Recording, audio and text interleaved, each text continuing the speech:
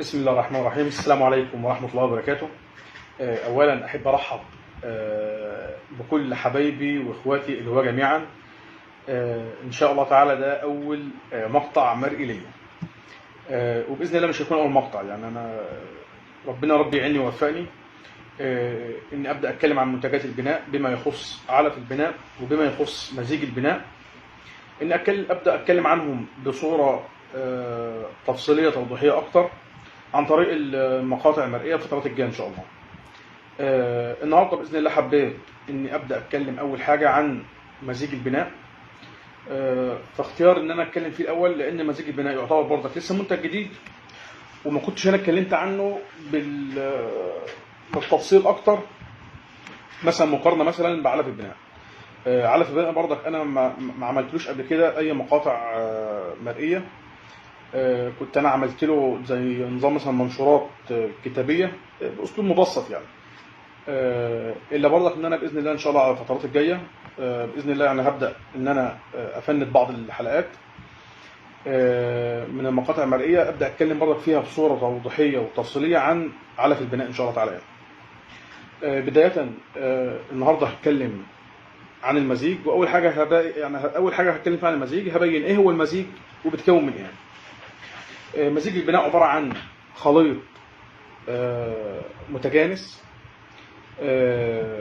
بيجي على هيئة بودرة زي ما حضراتكم هتشوفوا كده. تمام. البودرة دي طبعا سهلة التحضير وسهلة إطعام الفروخ بيها، وهو عبارة عن وجبة غذائية متكاملة بتصلح انها تكون بديلة عن لبن الأمهات.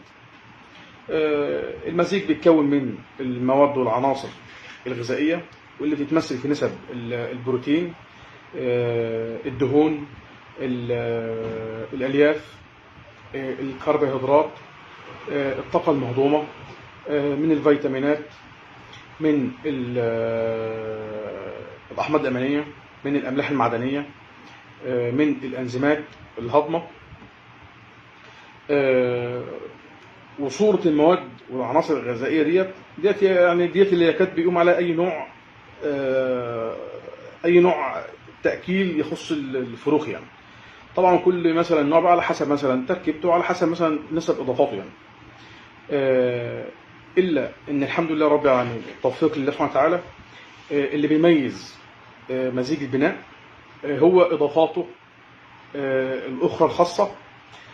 طبعا إضافاته ديت مثلا أولا منها ما هو بيشتغل على زيادة على رفع زيادة معدل التحويل مع تحسين كفاءة عملية الهضم وسرعة نسبة الامتصاص، وده بيساعد بنسبة كبيرة جدا على الاستفادة بشكل كبير من المواد والعناصر اللي مضافة للمزيج. وطبعا الأمر ده بيضمن الوصول لأفضل النتائج في عمر الفرخ من خلال النمو السريع والجيد. برضك من الجوانب اللي احنا ضايفينها في المزيج وهي تعتبر برضك من الإضافات الخاصة بالنسبة للمزيج، إضافة الجانب الوقائي والعلاجي واللي بيشتغل على تحفيز وتعزيز جهاز المناعة. وطبعا ده بيقوم على مقاومة وتصدي الأمراض، أو زي ما احنا بنقول مثلا بيبقى عبارة عن جدار حائط لتصدي الأمراض يعني. طبعا الحمد لله طبعا دولت أهم حاجتين مضافين في المزيج فوق طبعا